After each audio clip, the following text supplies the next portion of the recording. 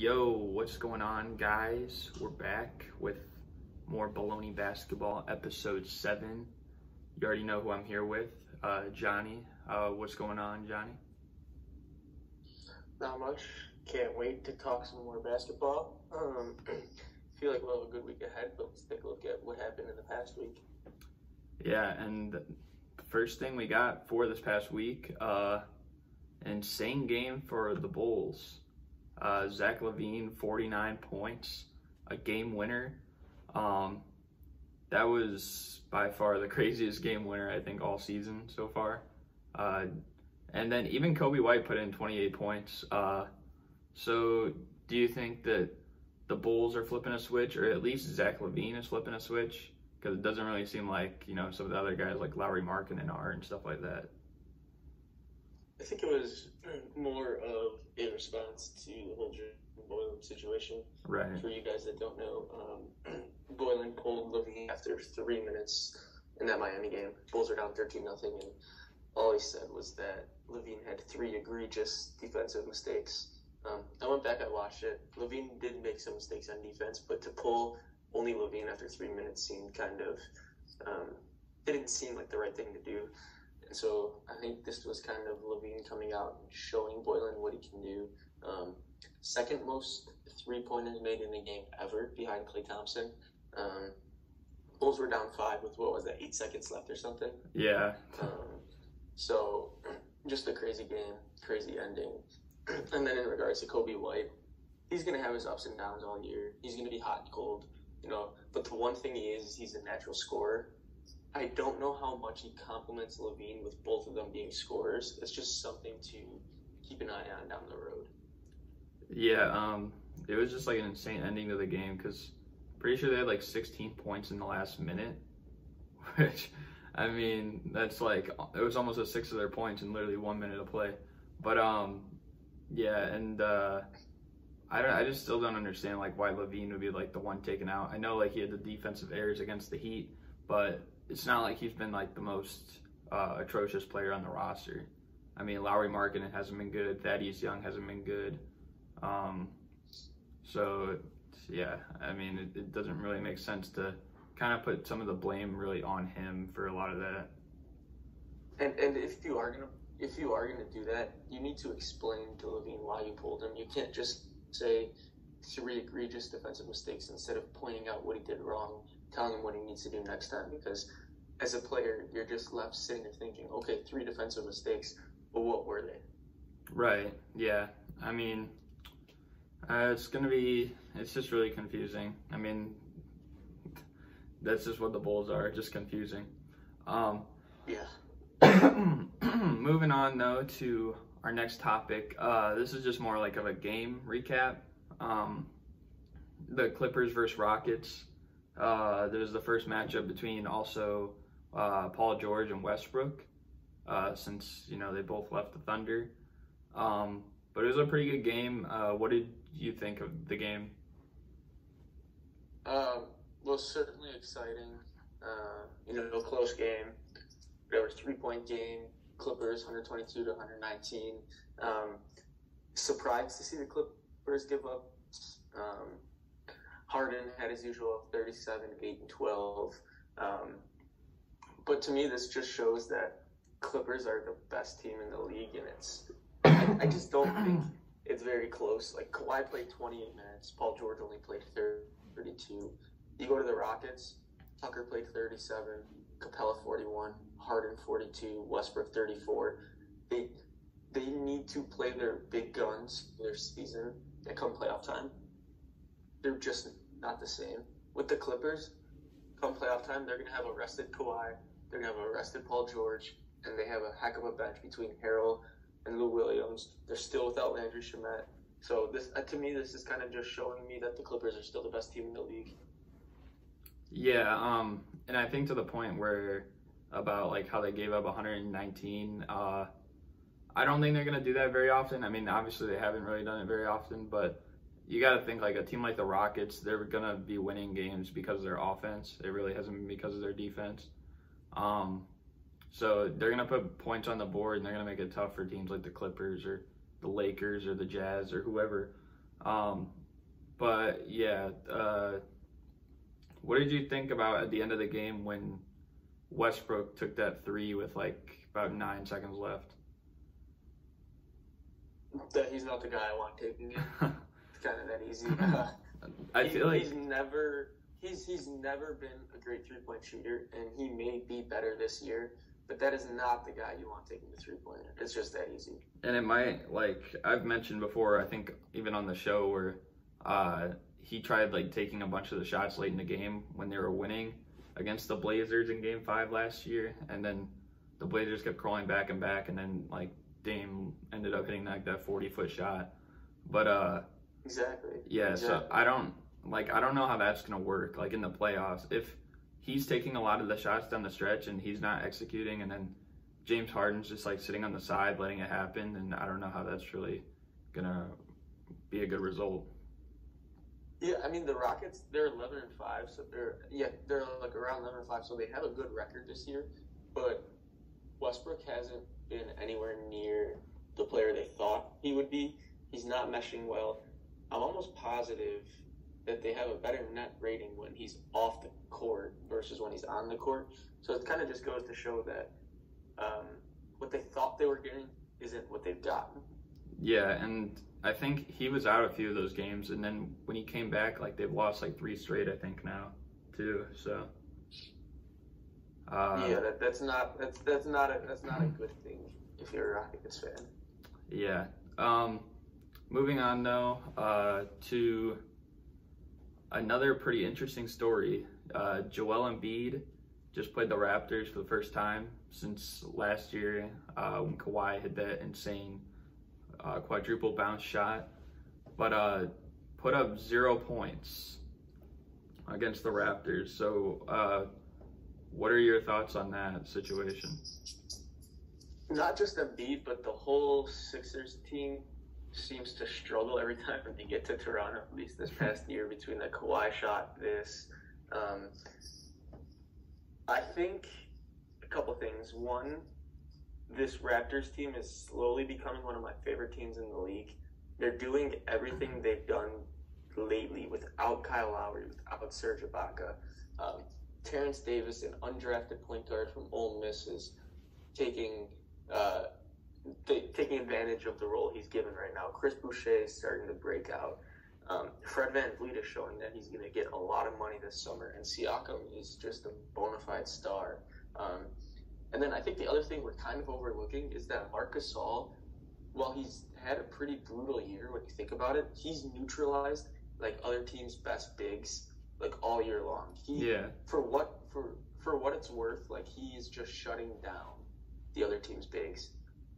Yeah, and I mean he is a former Defensive Player of the Year too. So I know he is older, but I mean he still like kind of knows like the positioning and stuff like that. But I will say, like for the Raptors, I will say something that could be like kind of a plus and a minus. I mean, potentially I could see if the Sixers and Raptors play again in the playoffs and the Raptors won that series, it would almost seem like the Rockets and Warriors like last year when Durant got hurt and it seemed like everyone thought the Rockets were going to win at that point and they didn't. It's almost like the Raptors, like they don't have Kawhi anymore. So they'd be going in this, against the Sixers and they could still win the series. So, but I mean, the Raptors have played really well in the regular season. We're gonna have to like see how the playoffs work out because they could also be in an instance where it's like when MJ left the Bulls in '93 to like his first retirement, and Scottie Pippen, like he led that team to a good record in the regular season, led them I think to the second round, but ultimately you couldn't really get them anywhere. Yeah, I mean, that's at least where I had the Raptors, was their ceiling was a first round win. But after watching them play, I mean, they're super solid. Philadelphia hasn't been what we thought they're going to be.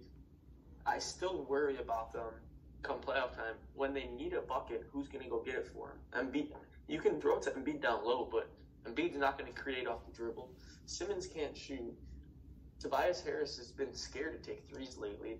Al Horford's not going to create a shot.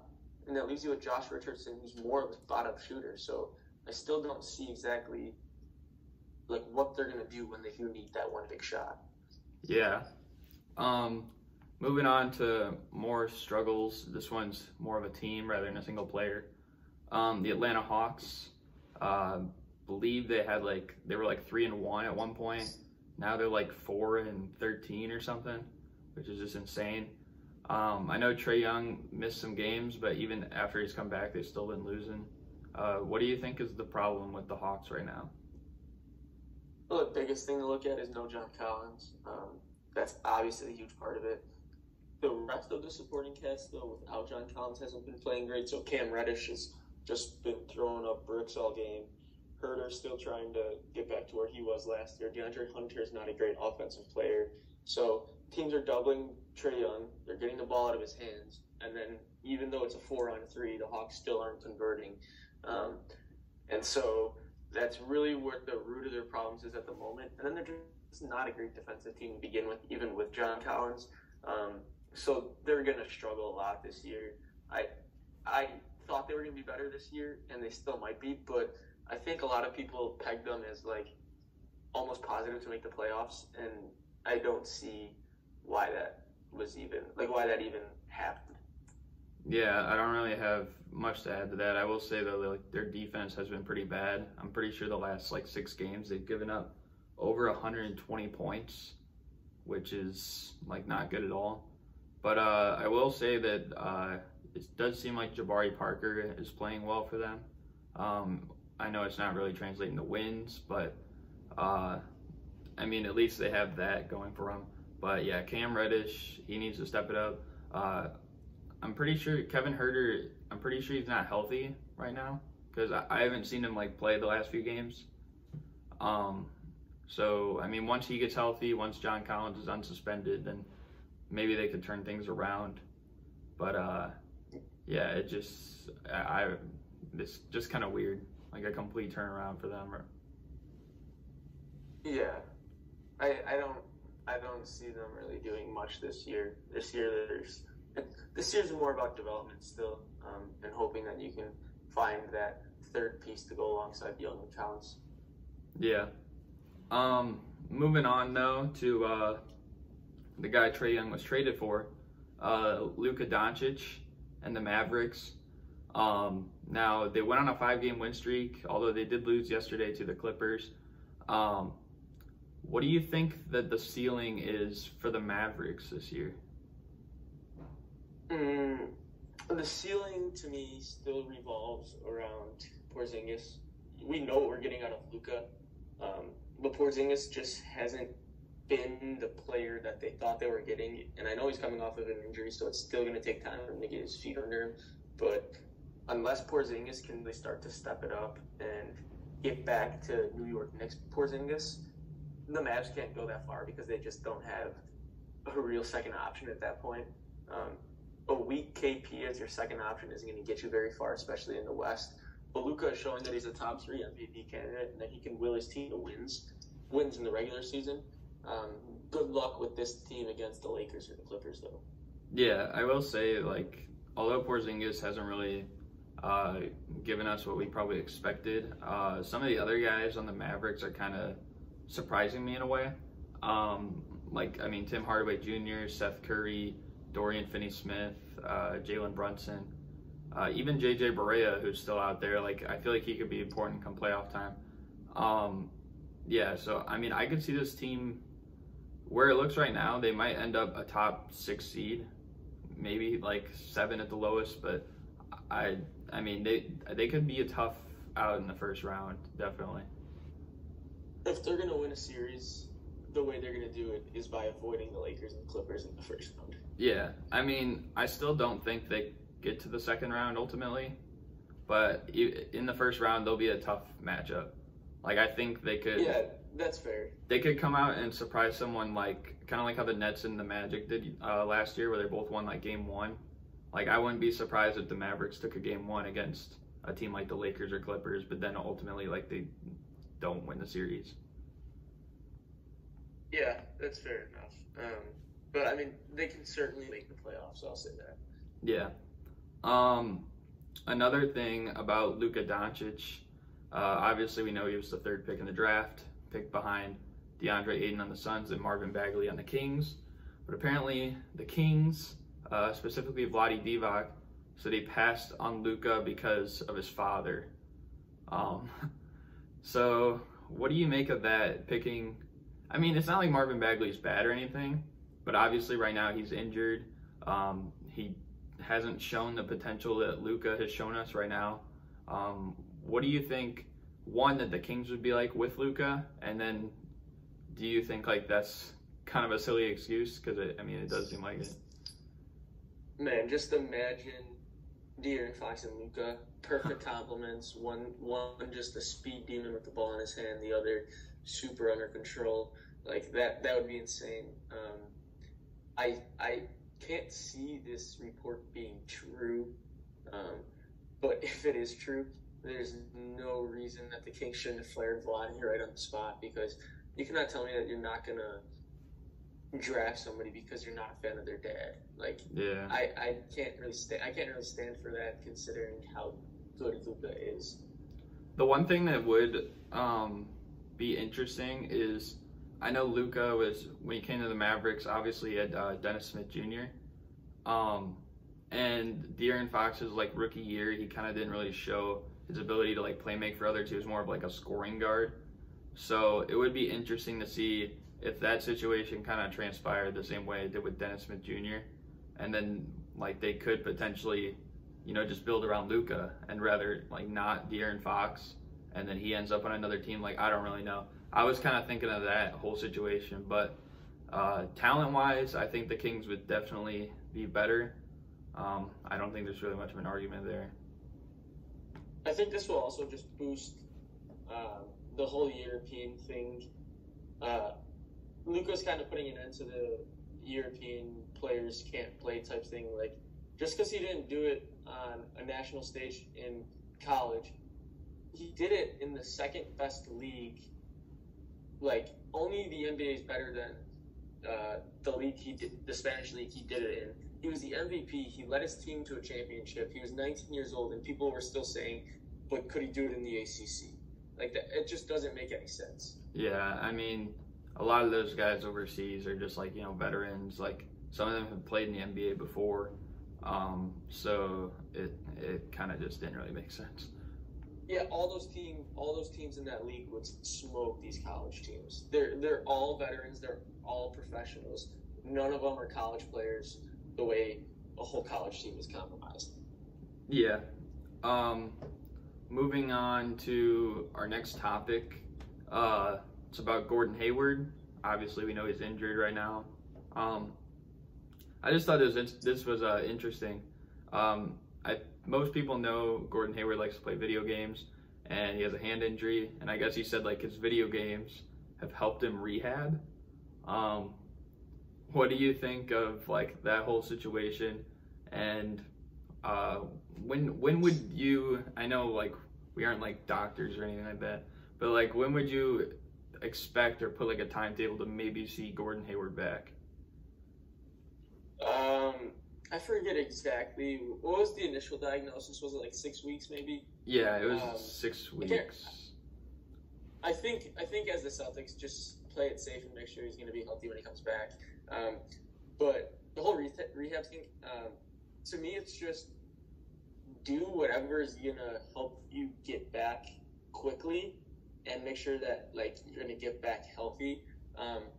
It's actually kind of funny because I was on Twitter yesterday, and Gina Mazzell, who writes for The Athletic for the Phoenix Suns, actually tweeted last night, and it just reminded me exactly of this whole thing. She said, one of my favorite questions to ask athletes is the weirdest rehab exercise they had to do while injured. To help Ricky Rubio breathe through his back to try to loosen it up, he blew up balloons 3 at a time. And then Rubio said, if you have a party, let me know. I've got the balloons. So it's just, rehab isn't always just the most basic or common exercises that we think. There are some other weird things that may help players get back to full strength quicker. Yeah, and I mean, a situation like that, I guess it's a win-win for Gordon Hayward. I mean, obviously he likes video games. If it's going to help him, like, go ahead and do it. But yeah, I don't really have much else to say to that. I just thought like that was kind of funny. Yeah. But moving on though to our next topic, there's been rumors about like Andre Drummond potentially going to the Hornets. That might seem like one of the most boring rumors, but I mean, I know we talked about the Hornets potentially being a playoff team last week, and you said like kind of not really. Would this make the Hornets kind of a playoff contender? And if the Pistons trade Drummond, do you think like they should just like kind of blow it up? One, it would make them a playoff contender, yes. Two, why would they even consider doing it if you're the Hornets? You're bad. Like, you're still a pretty bad team. You kind of want to be bad at the moment. There's no reason that you want to sneak into the playoffs as a 7 or 8 seed, lose a lottery pick. So to me, it's just not anything that the Hornets should consider. But for the Pistons, they're not going anywhere with Blake and Drummond. So to me, yes, this team's been stuck in the middle ground for too long. Either try to be really good or just try to be really bad. Like, there's no good in being in the in-between. I say this all the time. What good is it to get the 6 through 8 seed as a team that has some older type veterans but doesn't have a future? Like, just be bad and get some good picks. Yeah, I don't really think it makes much sense. I think they need to move on from really Drummond, Blake Griffin. I've been saying free D Rose on Twitter and stuff like that. I just think they need to completely start over. I think they made the playoffs in like 2008, and that's when they hit the reset button. It took them 8 years to make the playoffs, like twice since then, and they haven't even won a playoff game. So it's almost like they really need to just completely start over. Kind of build maybe around like Doumbouya, Kennard, maybe give Christian Wood some more minutes. I don't really know. But for the Hornets, I think it would make them a playoff contender. It doesn't really help them, really. I don't think they get anything more than maybe one playoff game win.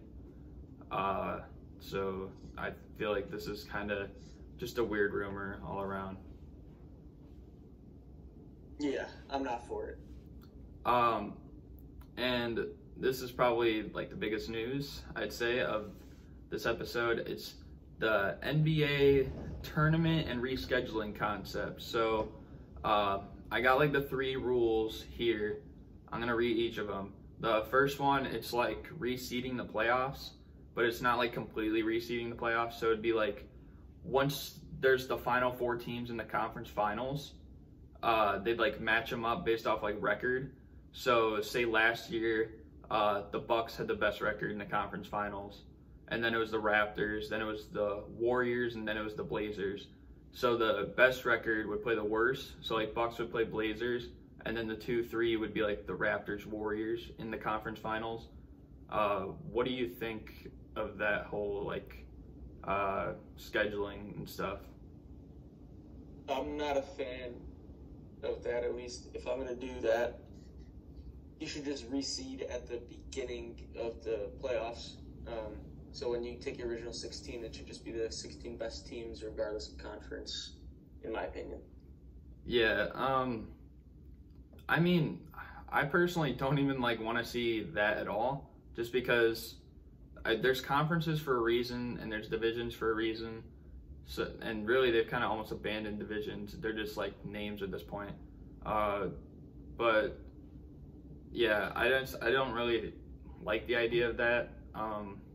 If you're gonna reseed, I would do like all 16 teams, but then that basically puts no purpose for conferences, and you see like conferences or leagues in like the NFL and MLB and stuff like that. So I don't know why it would have to be different for the NBA.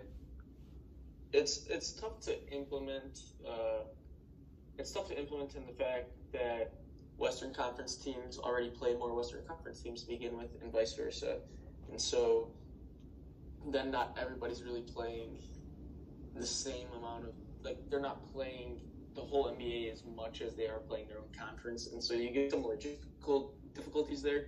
But I think if they could figure it out, that's what I would be down for. Yeah, and I saw someone say on Twitter that like they've tried it before, not necessarily in NBA, but I believe in like the MLB, and like one of the main problems is just like travel, because I mean if you're like the best record like Lakers or something, and you have to play the 16 seeded Orlando Magic, like you're not going to want to be transferring like back and forth like that, like with only like 1 day to spare, like every time, like that would be like just insane. Yeah, travel issues are for sure up there as well. Yeah, I just don't really like the idea of it though. Moving on now, the second thing that they said is 2 little tournament things with 4 teams. So this is like kind of the people like in the middle of the pack. So they said the 7 and 8 seed would play, and the 9 and 10 seed would play. And then the winner of the 7-8 game would be the 7 seed, and the loser of the 7-8 would play the winner of the 9-10 for the 8 seed. What do you think of like that idea?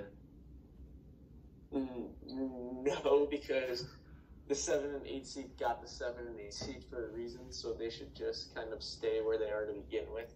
I think it's why give teams that didn't originally make the playoffs a chance to make the playoffs, and then give teams that did make the playoffs a chance to miss the playoffs.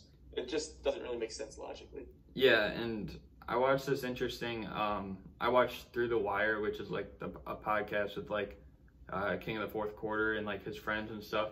And one of the guys on there brought up an interesting point. Like the Spurs last year, who were a 7 seed and won I think 48 games, and the 10 seed last year in the West was the Lakers, who had LeBron, you know, and I think they won like 37 games. So they won 11 more games than the Lakers. But then when it comes down to like a single matchup between LeBron and like Kuzma and Ingram and the Lakers against like the Spurs, then like I wouldn't want to be the Spurs playing that game if I'm already 11 games better than them in the regular season, and then say I lose and I'm not in the playoffs.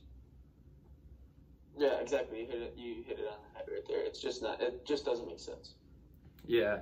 And then the last one is, this is probably the one I hate the most, honestly. The 30-team in-season tournament, where I guess people would get like trophies or incentives, and I guess it doesn't affect your regular season record, but it would mean there would be 4 less regular season games, because I guess the tournament would be like 4 games each. What do you think of that? If their whole thing in doing it is to limit the amount of games being played, then just move down from 82. Like, there's no need to try to get cute with it. Just there's easier ways to achieve your goals than trying to throw in something that we've never seen before, or something that probably is not useful either. Well, yeah, and the other thing is that they want to stop like this load management stuff too, but they want people to play in this tournament to get more. They want to get more people watching like the games, because I guess like the ratings have been down because part of that is just because who they schedule on national TV. Like they're scheduling a lot of games for the Warriors or the Pelicans, but those teams aren't even healthy. Like, I mean, you can't really do anything about that. I guess you could just like switch like the games, put a different game on national TV. But yeah, so I feel like a lot of these teams that would, if it's just for like a trophy or an incentive, then teams like the Clippers aren't going to be playing Kawhi or Paul George. And I mean, honestly, if it doesn't even matter, I don't even think LeBron would even play, or like AD and stuff like that, because like who cares? You know, it's almost like I said, it's basically like, I know some people care about All-Star Weekend, but I say the least memorable thing is probably like who wins the skills challenge. It's basically like you devote a week to the skills challenge, is what I was thinking. And I mean, no one's gonna care. The only incentive for the Lakers and Clippers is to win the title. Like, they don't care about all this stuff in between them, so it just doesn't make sense. Yeah, so I mean, those are the 3 ideas. Now I will say I do like that Adam Silver is kind of like thinking of new things, because I mean we haven't really had too many like serious like changes, I'd say, to the NBA in a long time. But I do like that he's at least like thinking of things. But hopefully he like takes into account like what the fans want as well, because I feel like not a lot of the fans are on board with I mean at least like the last two things. I mean, reseeding the playoffs, there's some people that are okay with that, but like the 4-team tournament and then like the 30 team in season tourney, like I don't think a lot of people are on board with that. Yeah, I agree with that. Being proactive is a good thing, but then you have to make sure that you're doing something to help the game and not hurt it. Yeah. And now moving on to our last segment, which is the daily picks, as you guys know. This past week, we actually both got 3 of 5 correct, but I believe it was like different games. As we're recording this is on Wednesday. This will release like on Friday is like normal. But so the Bulls-Warriors game will be tonight, and that was one of our games. But moving on now to our next set of games to pick for. Friday, we have the Jazz against the Grizzlies.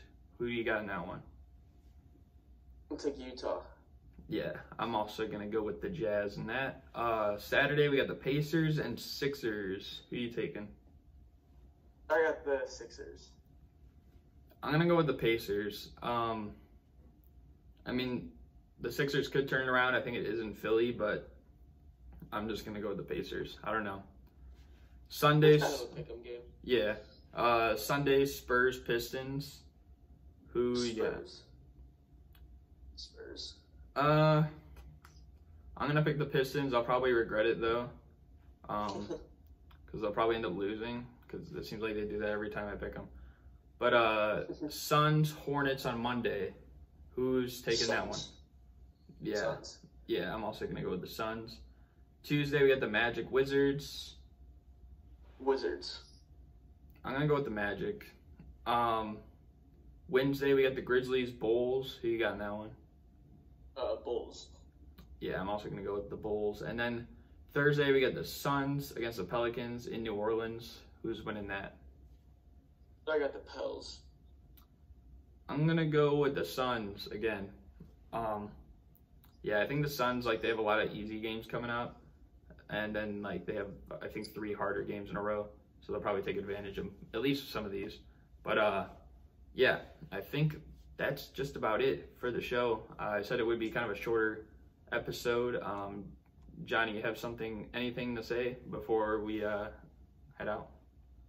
Not that I can think of. Just hope everyone has a great rest of their week. We'll be back next week to recap everything that's happening in the following week.